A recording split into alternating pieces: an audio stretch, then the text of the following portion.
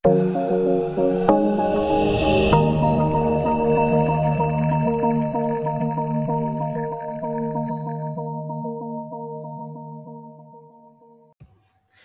ketemu lagi di channel Belajar Bersama Pak Seno. Nah, kali ini kita akan membahas tentang fungsi eksponensial dan logaritma. Oke, nah kita mulai dari fungsi eksponensial terlebih dahulu. Nah, fungsi eksponensial ini adalah suatu fungsi yang apabila digambarkan ke dalam kurva, itu perubahannya tidak lurus. Ya, jadi di dalam fungsi eksponensial ini, apabila digambarkan ke dalam kurva, itu gambarnya tidak tegak lurus, ya, tetapi ada penurunan maupun kenaikan yang gambarnya tidak lurus, gitu. Tidak seperti di fungsi linear. Oke. Nah, untuk rumus umum dari fungsi eksponensial Y sama dengan A pangkat X.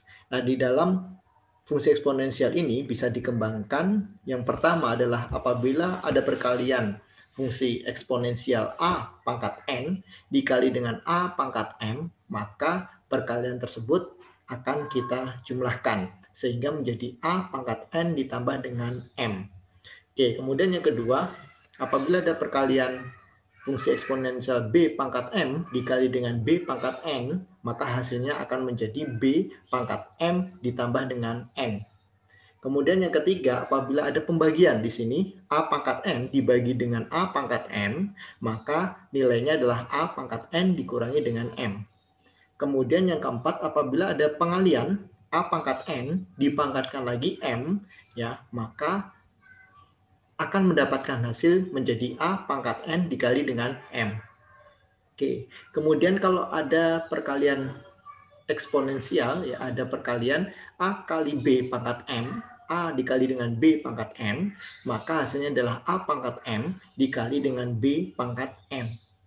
Kemudian yang keenam adalah apabila ada pembagian A pangkat A dibagi B pangkat N, maka hasilnya adalah A pangkat N dibagi dengan B pangkat N.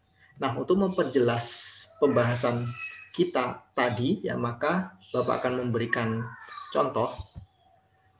Yang pertama, tadi apabila ada perkalian pangkat di sini, ya ada perkalian pangkat eksponensial di sini, A pangkat N dikali dengan A pangkat M, maka hasilnya adalah A pangkat N ditambah dengan M. Contohnya misalkan 2 pangkat 2 dikali dengan 2 pangkat 3, maka hasilnya adalah 2 pangkat 2 ditambah dengan 3. Maka hasilnya adalah 2 pangkat 5, hasilnya adalah 32. Nah, 2 kali 2 kali 2 kali 2 sampai 5 kali, hasilnya adalah 32. Kemudian yang kedua, apabila ada perkalian B pangkat M dikali dengan B pangkat N, maka hasilnya adalah B pangkat M ditambah dengan N. Contoh misalkan 3 pangkat 3 dikali dengan 3 pangkat 2, maka hasilnya adalah 3 dipangkatkan 3 ditambah dengan 2. Hasilnya adalah 3 pangkat 5, maka hasilnya adalah 243. Kemudian yang ketiga, apabila ada pembagian pangkat di sini, ya A pangkat N dibagi dengan A pangkat M, maka hasilnya adalah A pangkat N dikurangi dengan M. Contohnya misalkan 2 pangkat 2 dibagi dengan 2 pangkat 3, maka hasilnya adalah 2 pangkat 2 dikurangi dengan 3. Hasilnya 2 pangkat minus 1, hasilnya adalah setengah atau 0,5. Oke, nah kemudian yang keempat tadi, ya A pangkat N dipangkat lagi M, maka hasilnya adalah A pangkat N dikali dengan M. Ya. Contoh misalkan 2 pangkat 2 dipangkatkan lagi 3, maka hasilnya adalah 2 pangkat 2 dikali dengan 3, atau sama dengan 2 pangkat 6, hasilnya adalah 64. Oke. Nah, kemudian yang kelima, apabila ada perkalian A dikali dengan B pangkat M, maka hasilnya adalah A pangkat M dikali dengan B pangkat M. Contoh, misalkan 2 dikali dengan 3 pangkat 3, maka hasilnya adalah 2 dipangkatkan 3 dikali dengan 3 pangkat 3. Hasilnya adalah 8 dikali dengan 27, hasilnya adalah 216.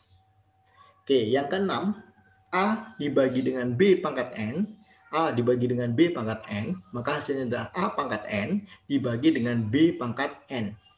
2 dibagi dengan 3 pangkat 2, maka hasilnya adalah 2 pangkat 2 dibagi dengan 3 pangkat 2, atau 4 dibagi dengan 9. Hasilnya adalah 0,44. Oke, itu adalah fungsi eksponensial. Kemudian ada fungsi logaritma. Nah, di fungsi logaritma ini ya, pangkat dengan mana suatu basis tertentu harus dipangkatkan untuk mendapatkan bilangan tertentu. Nah, di logaritma ya. Nah, ada 4 ya contoh di sini ya di fungsi logaritma ini ya. Apabila ada b logaritma x dikali dengan y, maka hasilnya adalah b log x ditambah dengan b log y. Ya, kemudian yang kedua, apabila b log x dibagi dengan y, maka b log x dikurangi dengan b log y. Ya, kemudian yang ketiga, apabila log x pangkat n, maka hasilnya adalah n dikali dengan log x. Kemudian yang keempat, apabila logaritma akar x, ya akar x, ya kemudian di akar tersebut a, ya kemudian kita akan mencari logaritmanya, maka hasilnya adalah logaritma x dibagi dengan a. Oke, nah untuk memperjelas, kita akan memberikan contoh. Yang pertama adalah apabila ada perkalian b log x dikali dengan y, maka hasilnya adalah b log x ditambah dengan b log y. Ya. 2 dikali dengan logaritma 10 kali 5, maka hasilnya adalah 2 logaritma 10 ditambah dengan 2 logaritma 5. Ya, logaritma 10 ya bisa kita cari dengan menggunakan kalkulator saja biar cepat ya. 2 dikali dengan 1 ditambah dengan 2 logaritma 5 ya, 2 dikali dengan 0,6990 ya. Kita ambil 4 angka di belakang koma ya. Oke, sehingga 2 ditambah dengan 1,398 hasilnya adalah 3,398. Oke, kemudian yang kedua, apabila ada b log x dibagi dengan y, maka hasilnya adalah b log x dikurangi dengan b log y. Oke, 2 logaritma 10 dibagi 5, maka hasilnya adalah 2 logaritma 10 dikurangi dengan 2 logaritma 5. Ya, 2 dikali dengan 1 dikurangi dengan 2 dikali dengan 0,6990, sehingga hasilnya adalah 2 dikurangi dengan 1,398, hasilnya adalah 0,602. Oke, nah kemudian yang ketiga, nah apabila ada pangkat di dalam logaritma, maka pangkat tersebut harus turun. Contoh misalkan logaritma x pangkat n, maka hasilnya adalah n dikali dengan logaritma x. Sehingga kita bisa contohkan logaritma 10 pangkat 4, maka hasilnya adalah 4 dikali dengan logaritma 10. Logaritma 10 hasilnya 1, maka 4 dikali dengan 1 hasilnya 4. Oke. Kemudian yang keempat, logaritma akar x pangkat a, ya, maka hasilnya adalah log x dibagi dengan a. A akar x, ya. Sehingga contohnya log logaritma 5 akar 10, ya, maka hasilnya adalah logaritma 10 dibagi dengan 5. 1 dibagi dengan 5 hasilnya adalah 0,2. Oke, kemudian kita akan bahas tentang fungsi derivatif. Nah, di sini fungsi derivatif. Oke. Nah, derivatif itu disebut juga dengan turunan ya atau tingkat kemiringan garis, ya. Di sini ada beberapa fungsi, ya, ada beberapa kaidah ataupun aturan di dalam fungsi derivatif. Yang pertama, apabila y sama dengan k, ya y sama dengan k, maka turunannya adalah 0. Ya, y sama dengan konstanta, misalkan 1, 2 dan lain sebagainya, maka hasilnya diturunkan menjadi 0. Ya. Kemudian y sama dengan a plus bx, ya. Y sama dengan a plus bx atau y turunannya adalah b, nilainya adalah b. Karena a ini adalah konstanta 0 ditambah dengan bx, ya, diturunkan menjadi b. Oke. Kemudian yang ketiga, fungsi pangkat y sama dengan ax pangkat n,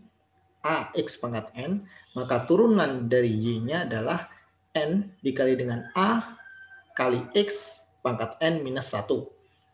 N dikali a pangkat dikalikan x pangkat n minus 1.